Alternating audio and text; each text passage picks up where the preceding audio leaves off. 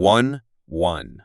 It was the last period of the day, and the classroom felt like a ticking time bomb. The air was thick with tension, students shifting in their seats, sensing something was about to happen. At the front of the room, Mr. Lawson, the math teacher, slammed a thick textbook onto his desk. The loud thud sent a jolt through the class. His sharp eyes locked onto the back row. "Elizabeth, solve it." Now, the entire class fell silent. The only sound was the faint hum of the overhead lights. All heads turned toward Elizabeth, the quiet girl who always kept to herself. She never raised her hand, never joined class discussions, never seemed to care about schoolwork at all. Most students barely noticed her. She was just another face in the crowd. But today was different. There was something in Mr. Lawson's voice, a challenge, a dare. The equation on the board was a monster, numbers and symbols tangled together in a way that made even the smartest students uneasy. It was the kind of problem that would take an expert at least 20 minutes to solve. Elizabeth didn't flinch. She didn't even blink. Her wide, calm eyes scanned the equation for just a second before she sighed and stood up. "Are you sure about this?" she asked softly, her voice barely reaching the front of the room. A slow, smug smile curled on Mr. Lawson's lips. The class held its breath. Something big was about to happen, too. The class sat frozen, eyes darting between Mr. Reynolds and Elizabeth. No one had ever dared to question him before. He was the toughest teacher in school, known for his strict rules and impossible math problems. Some students smirked, expecting Elizabeth to embarrass herself. Others felt secondhand fear. Mr. Reynolds tapped his fingers on the desk, amused by her hesitation. "Well, if you're going to waste my time, take your seat," he said, his voice dripping with sarcasm. But Elizabeth didn't sit. Instead, she walked slowly to the board, her steps calm and steady. She picked up the marker and stared at the complex equation in front of her. For a few seconds, the room was silent. Then, without hesitation, she started writing. Numbers and symbols flowed effortlessly as she solved the problem at lightning speed. The class watched in shock. Even the smartest students had never solved an equation that fast. Mr. Reynolds' smirk started to fade. His eyes narrowed as he leaned forward, watching every step. By the time Elizabeth finished, the answer was clear. She capped the marker, stepped back, and turned to face him. "Is this what you were looking for?" she asked, her voice steady.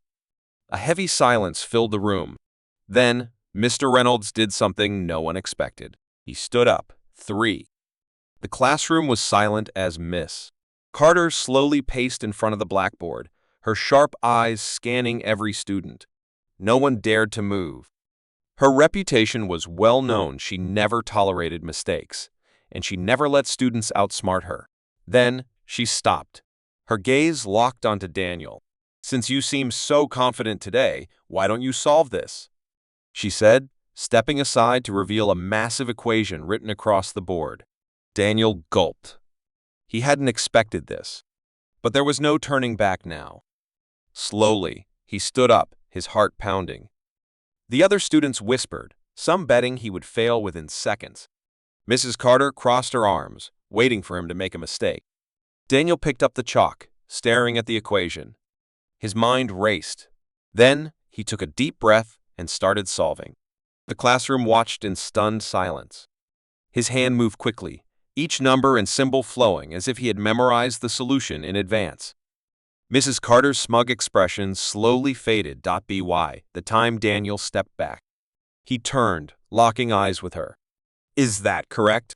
he asked, voice steady. The room was so quiet, you could hear a pin drop. Then, Mrs.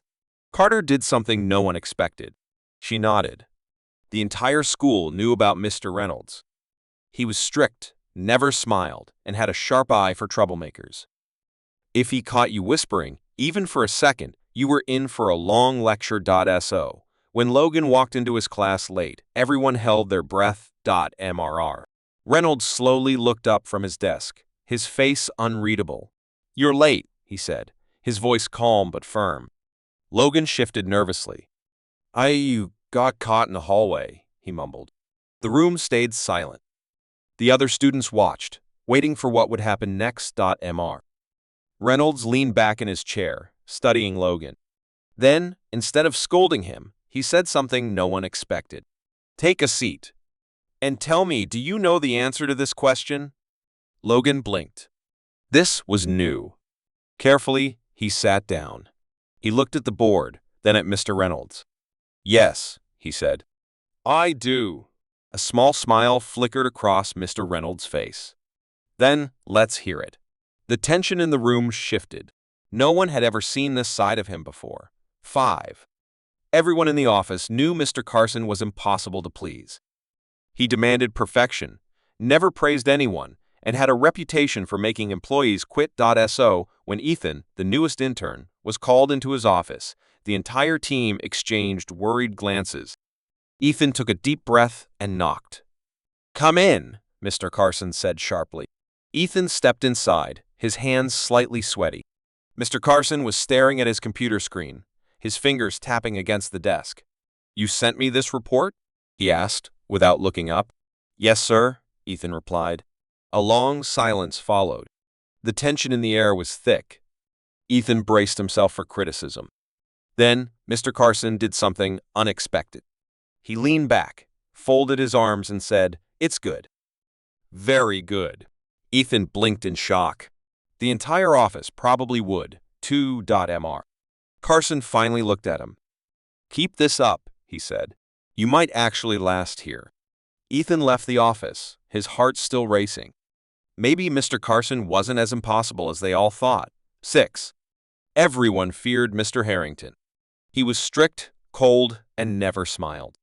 If he called your name, it usually meant trouble. So when Jake heard his name echo through the hallway, his stomach dropped. He had only been working here for a month. What could he have done wrong? Taking a deep breath, he stepped into Mr. Harrington's office. "Close the door," Mr. Harrington said without looking up. Jake obeyed, his palms sweating. The silence stretched, the ticking clock making his nerves worse. Then, to his surprise, Mr. Harrington slid a paper across the desk. "This was your work?" "Why, yes, sir," Jake stammered. A pause. Then Mr. Harrington nodded. "Impressive. Keep it up." Jake blinked, barely processing the words. Had Mr. Harrington just complimented him? As he walked out, the office buzzed with whispers. Maybe Mr. Harrington wasn't as terrifying as everyone thought. 7. No one ever questioned Mr. Calloway. His words were final, his rules unbreakable. Everyone feared stepping out of line. But one day, Olivia did.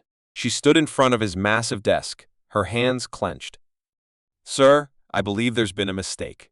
Silence. Mr. Calloway slowly lifted his gaze, his sharp eyes locking onto her. "A mistake?"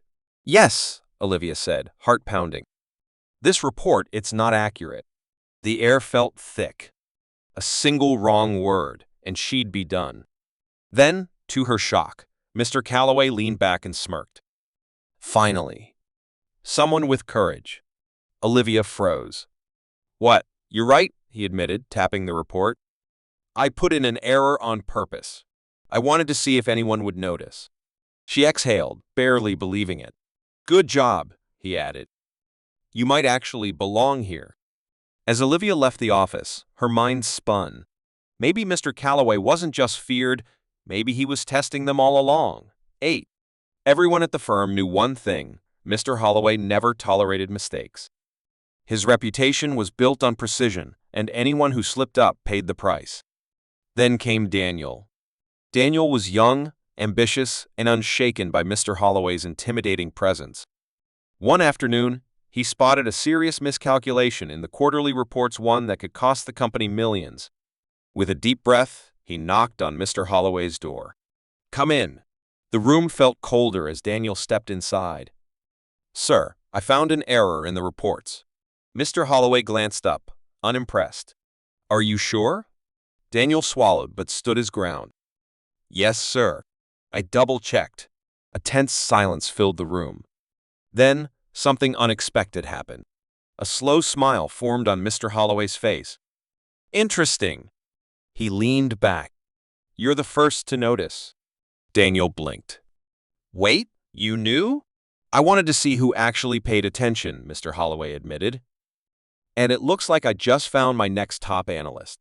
Daniel walked out of the office, his heart racing. He had just passed the test, one he never even knew he was taking.